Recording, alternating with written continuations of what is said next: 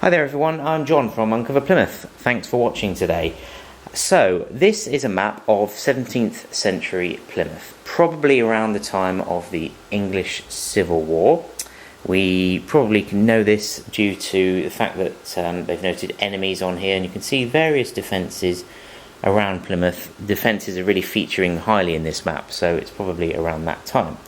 So, we'll start off explaining the sort of traditional aspects of this map and then how it relates to modern day Plymouth.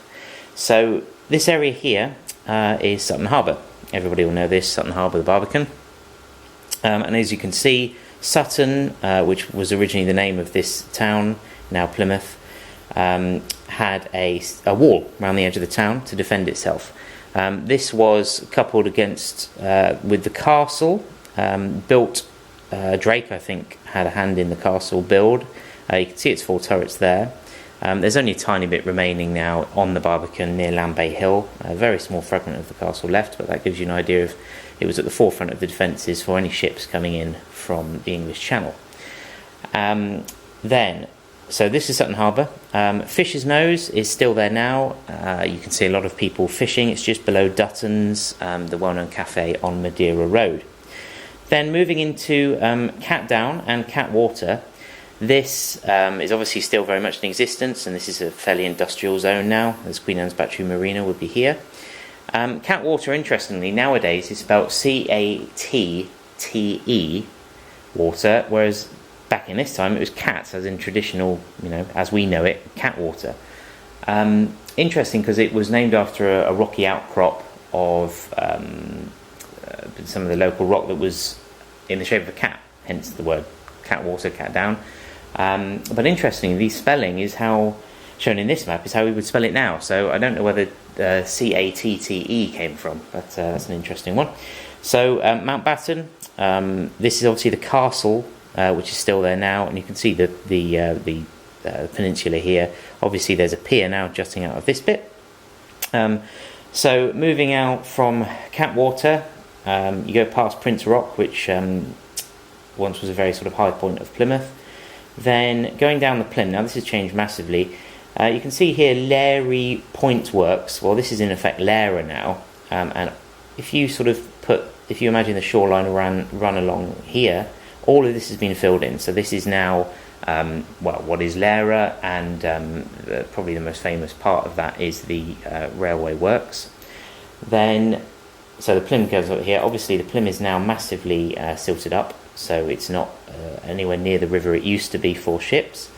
Then you've also got another creek that was filled in as well. This goes towards Lipson.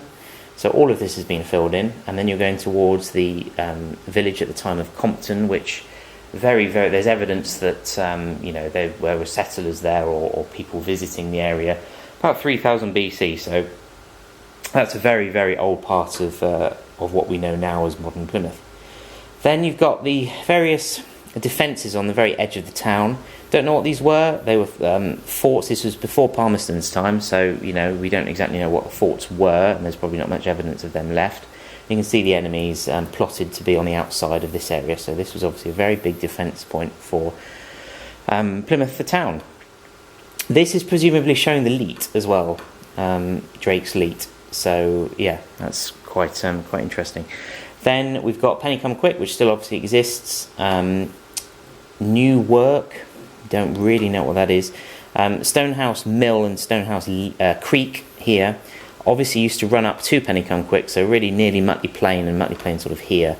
That obviously changed, and that's all been filled in down to Stonehouse Bridge now, so that's very different. That's essentially, you can still see it on Google Maps. If you have a look, you can see this sort of vague outline, so that's pretty accurate. Then you've got the town of Stonehouse over here, and then Devonport will be over this side, or the dock probably, as it was called at that stage. Yes, so Stonehouse is a separate town away from Plymouth. Then you've got Stonehouse Works, Passage Point. Now I'm assuming this, don't exactly know where this would be. I'm trying to visualise it. Probably, yeah, this would probably actually be Devil's Point down here, modern day. So there's obviously a little defence there as well.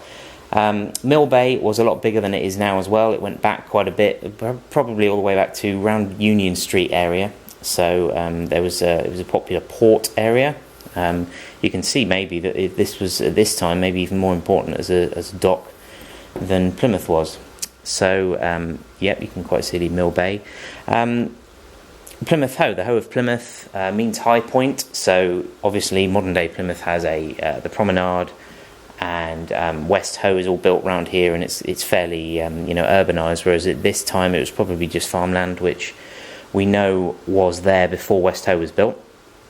Interesting little mill here, a windmill. Don't know what the accuracy of that was, whether there was actually a windmill there or not, but it seems likely that there would have been. And then the city walls went further back. Obviously the modern day citadel is around here, so this was built before the current citadel that you see now. The only other real difference, St Nicholas Island obviously was named Drake's Island. Didn't sort of get popularised until the last couple of hundred years, really. A lot of people still refer to it as St Nicholas's Island.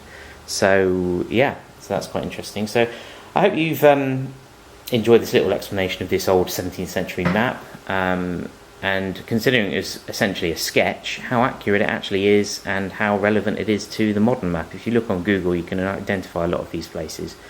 So yeah, I hope you enjoy it, and thanks for watching, and keep on having a look at us on Uncover Plymouth. Thanks.